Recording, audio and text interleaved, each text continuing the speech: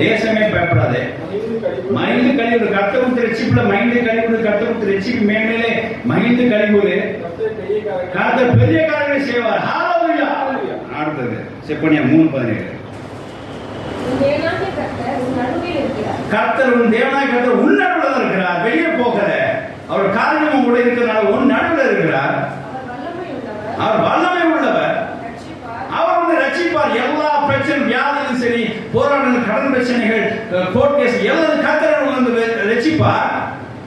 உன் பேரை சந்தோஷமா மகிழ்ந்து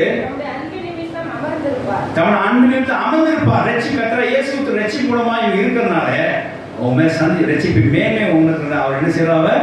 சந்தோஷமாய் கூட இருந்து அமர்ந்து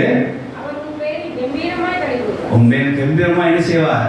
களி கூறுவார். உன்னை மறக்க மாட்டார், உன்னை கைவிட மாட்டார். ஆமென். ஹalleluya. உன் நடுவிலே அவர் இருப்பார்.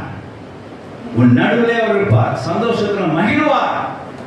என் குமாரனாகிய இயேசு கிறிஸ்து மூலமாய் இவர் ரட்சிக்கப்பட்ட ஜனமாச்சே, ரட்சிப்பு மேன்மையானது ஜனமாச்சே என்று சொல்லி பெரிய காரியம் கர்த்தர் நம்ம மனதிலே செய்து நம்ம கூட அமர்ந்து சீட்டன் என்ன ஹாப்பியா இருப்பார். ஹalleluya.